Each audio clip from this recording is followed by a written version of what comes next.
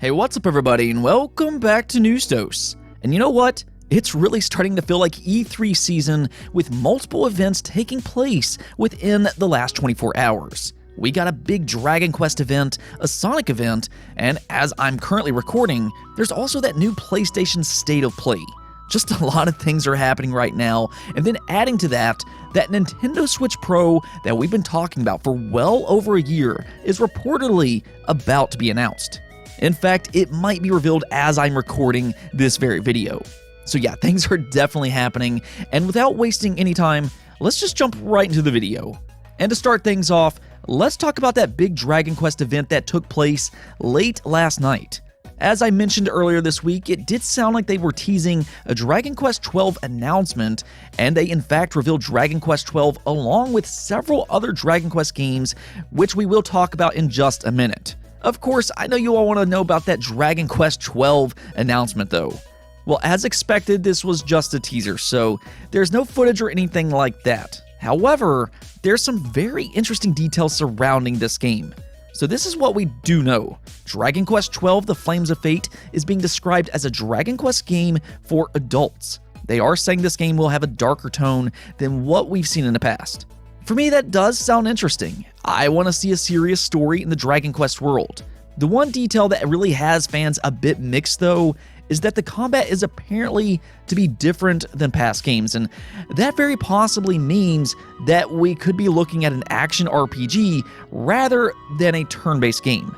Some fans will like that, while others not so much. Dragon Quest XI was one of the only premier turn-based JRPGs this generation, and to see it go away from that, I understand why some fans will be apprehensive. I mean, Dragon Quest has always kind of stuck to its roots, and to see it go more action-oriented, I can definitely understand a concern.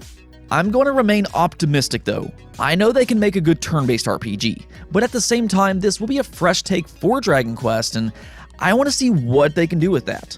Who knows, it might really surprise fans. We just don't know until we officially try it out for ourselves. Of course, this wasn't the only Dragon Quest game to be announced though. They also revealed Dragon Quest III 2D HD Remake, and this game looks absolutely stunning.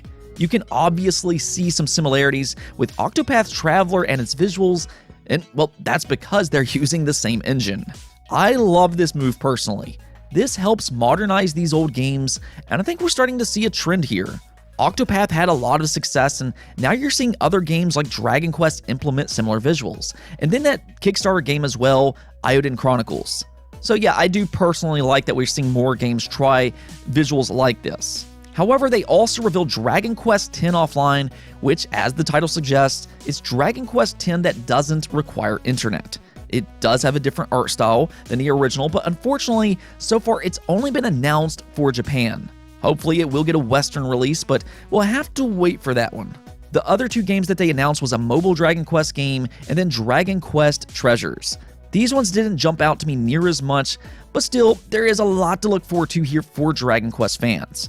Let me know what you thought about all the games that they announced here, and also, what do you think about them changing the combat for Dragon Quest XII?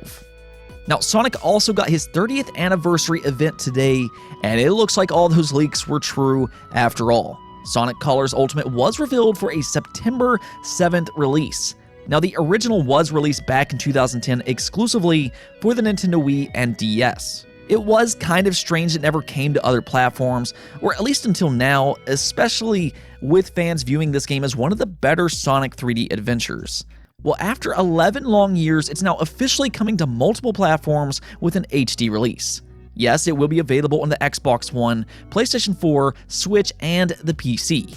Unfortunately, a native Xbox Series and PS5 version was not announced though, but of course you can play it via backwards compatibility. And oftentimes with backwards compatibility, especially with the Xbox Series X, you do get to enjoy a better overall game. I imagine that will be the case with Sonic Colors as well.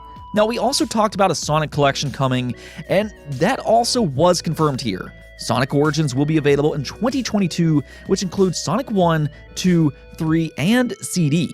Now, obviously, 3 is the big inclusion here, as that one was a little bit harder to re-release due to some copyright issues with their music.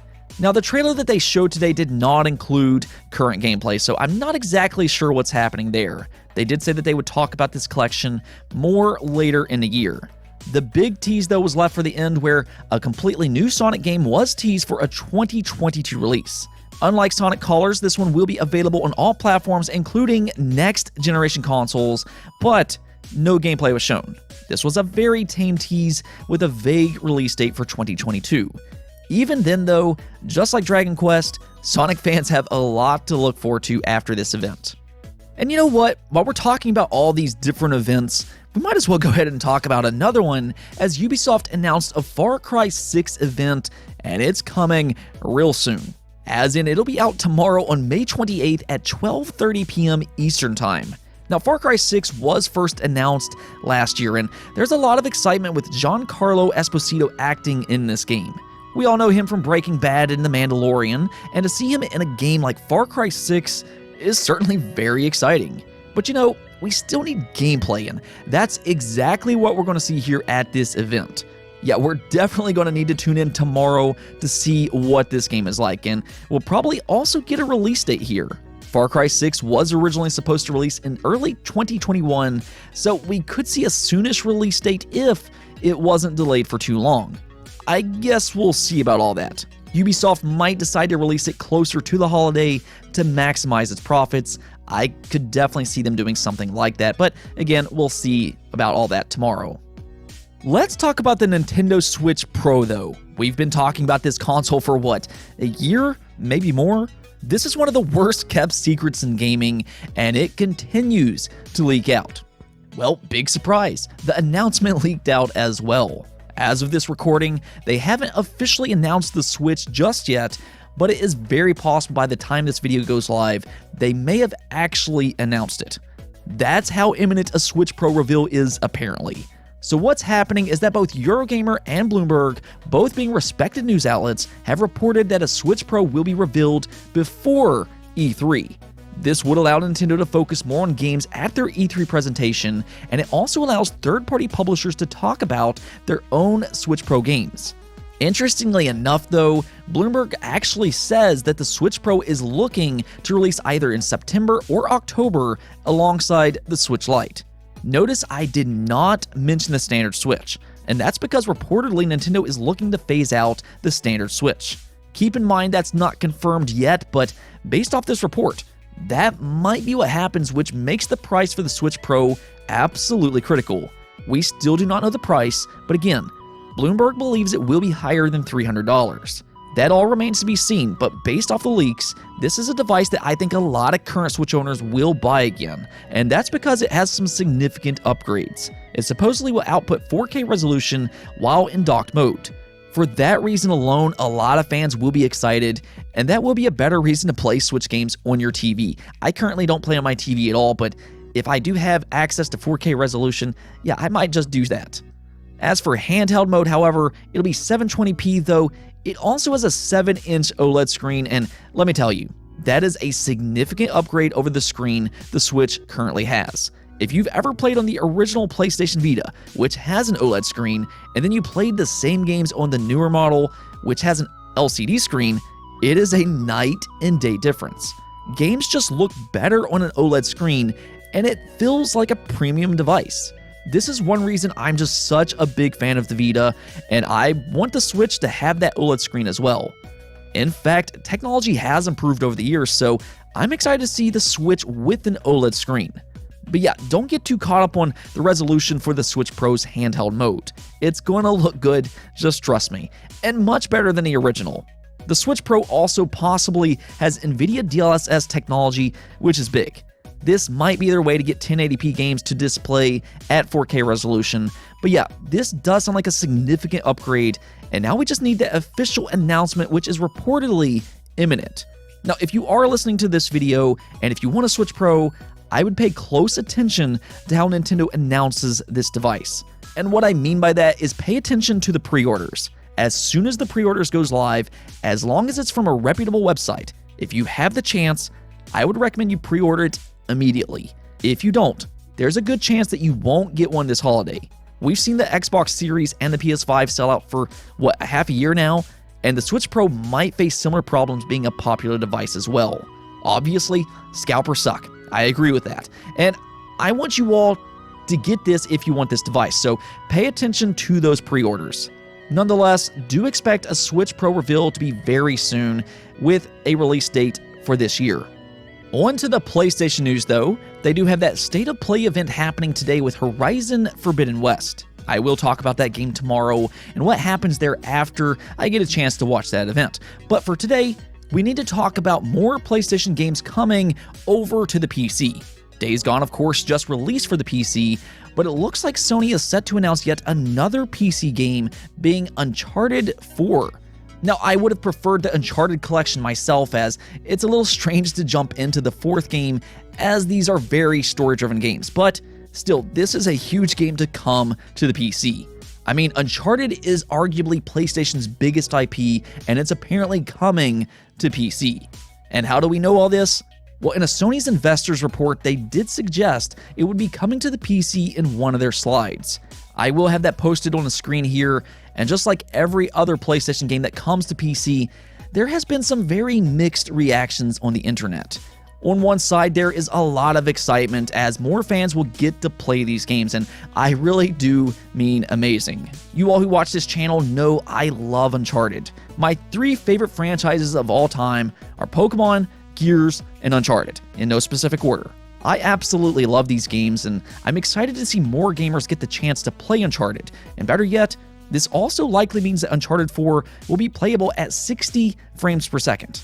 Now, I will say, I think PlayStation needs to update this game for the PlayStation 5, especially with this PC release.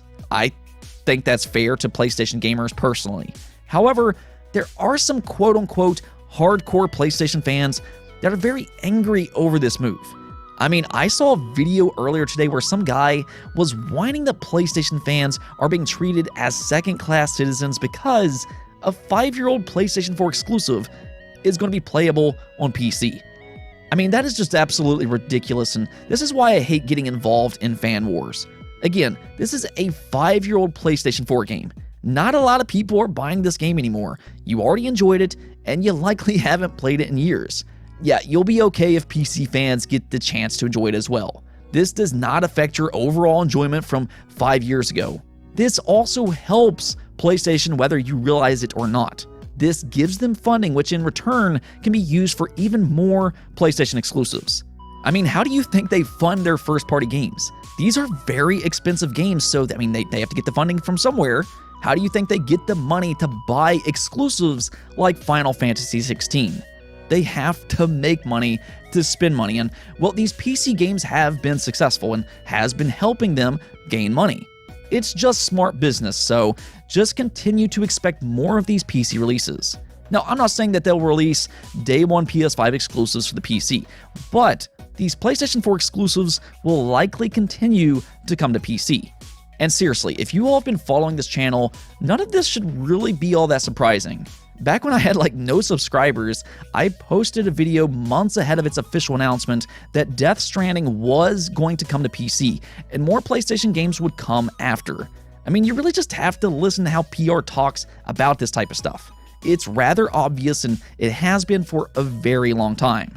Nonetheless, I do think this is good for gamers and PlayStation alike. Last up, let's take a look at the poll of the day. There's been a lot of rumors swirling around about all these Zelda games coming over to the Switch this year.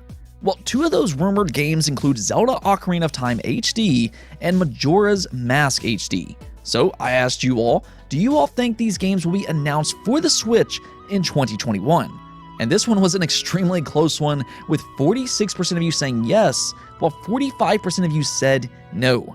So you all were very split on this one, and truthfully, I understand why.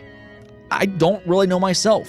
I certainly hope they get announced for the Switch, and I think it would make sense. Breath of the Wild sold like 20 million copies, and Zelda is at an all-time high in terms of popularity. Last year, we saw the Mario 3D Collection sell nearly 10 million units, and I think these old Zelda games could push millions of units as well. So I think it just makes sense from a business perspective, and fans will just absolutely love it. But you know, Nintendo is still a very interesting company. It's really hard to tell what they'll do, but I'm going to cross my fingers with these Zelda HD re-releases. Anyways though, that's it for this episode, but if you liked the video, don't forget to bell notification and subscribe button for more content just like this. Also, if you'd like to support the channel through Patreon, thank you for making this content possible. Peace out.